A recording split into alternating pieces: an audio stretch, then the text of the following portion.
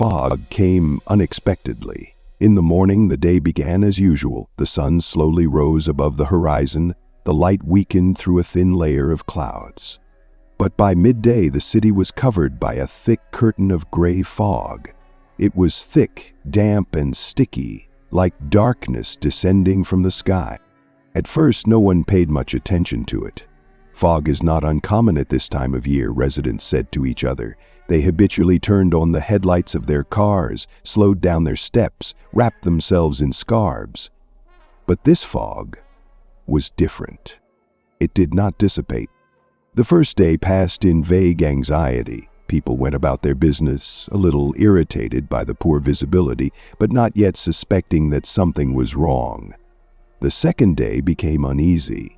The fog became thicker. It seemed that it absorbed sound. Footsteps on the streets were muffled. Voices were lost, becoming muffled. On the third day, people started disappearing. At first, these were isolated cases. A young girl did not return home from work. A man went out to walk his dog and disappeared, leaving the leash behind, which was found on the sidewalk. An elderly woman, who looked out the door to check if the mail had arrived, disappeared, as if the wind had blown her away.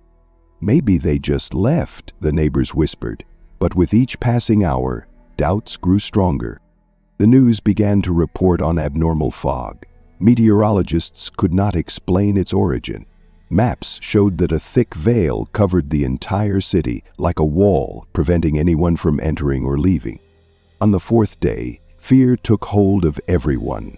People stopped leaving their houses. They closed their windows and doors, afraid to look out into the street once again. However, the fog still penetrated inside. Somewhere closer to nightfall, it became clear this was not just a natural phenomenon. Shadows began to move in the depths of the fog. Kyle sat by the window of his small apartment, watching the gray wall of fog that covered the city, as if trying to suffocate it. On the fourth day, he already felt that this was not just a natural anomaly. The fog was too thick, too still, and too alive. At first, he tried to maintain his usual daily routine, drinking coffee, watching the news, doing household chores. But with each passing day, the fog seemed to encroach on his mind, penetrating his thoughts as if they were the homes of residents. For the first time, he noticed something strange at night. Sitting on the couch with a cup of tea, Kyle heard a light knock on the window. This was impossible. His apartment was on the third floor. He stood up, slowly approached, and peered through the gap between the curtains. At first, he saw nothing but fog, but then his eyes caught movement. There, below, on the street, a figure flashed. Her outline was indistinct, as if the fog did not want to show her completely. The figure froze, and Kyle felt as if she was looking right at him. He felt a shiver. The apartment was warm, but the cold from the window penetrated right into his bones. He wanted to close the curtains, but he could not look away. A whisper came from deep in the fog. Barely audible, it seemed to tear the silence apart. Kyle. His name sounded so soft, so convincing, that he almost stepped toward the door. But something inside him held him back. The next day, the whispers became louder. They sounded even when he closed the windows and turned on music. The voices called his name, begged him to go outside, insisted that it was safe there. "You'll still go out," a voice whispered right behind him. Kyle turned around sharply, but there was no one there. He realized that he could no longer ignore what was happening. As evening approached, he saw more figures. They moved slowly but surely, making their way through the fog. They were hard to see, their outlines lost in the thick shroud, but Kyle felt them watching him. He couldn't shake the feeling that the fog was alive, that it was deliberately drawing people in. Every night, the figures grew closer. They were now standing under his window, their silhouettes moving slightly and whispers filling the room. "Come to us. It's so peaceful here. You're not alone anymore." He began to doubt that he could hold on. The whispers were becoming more and more convincing, and the figures beckoned him with their stillness. Kyle felt his own consciousness becoming unstable, as if the fog was trying to fill his mind. On the seventh day, Kyle felt the reality around him begin to distort. The fog was seeping into every part of his life. The feeling of safety in his apartment was gone. It seemed as if the walls no longer protected, but only held back what was yearning to get inside.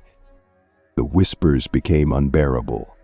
They sounded not only in his ears, but also in his head, filling his thoughts. As if the fog wanted to convince him that resistance was pointless. "It doesn't hurt," whispered in the silence as Kyle sat in the complete darkness of his apartment. The shadows outside the window were no longer hidden. Now they were standing right on the balcony. Their outlines became clearer. Kyle could not see their faces, but he felt them looking at him. When he tried to turn on the light, nothing happened. The electricity disappeared, as if the world around him began to dissolve. Kyle realized that the fog had penetrated inside. It was no longer outside the window. It was enveloping his apartment, streaming from the cracks, filling the air. It was everywhere, in every room, in every breath he took. He tried to run away. He opened the front door, but instead of the stairwell, he saw only an endless gray shroud. "You're already with us," the voices said from the fog, and he realized that there was no way out. Kyle closed his eyes, hoping that it was an illusion, but when he opened them, he saw that the apartment no longer existed. He was standing in the fog, endless and thick, which was becoming a part of him. His body began to tremble, but it was not fear. It was a feeling of dissolution.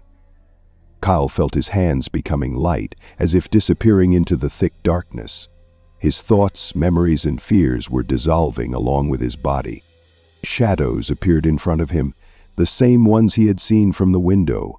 Now he understood that they were the same as him, those who stepped into the fog and became part of it.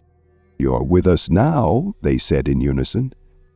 Kyle no longer resisted. His consciousness merged with the fog, and he became part of the endless darkness that continued to consume the city. Since then, the fog has never cleared. People who remained in the city said that if you look into it long enough, you can see silhouettes, hear voices calling your name. Anyone who tried to leave their home never returned. The fog lived, and those who became part of it continued to call for more.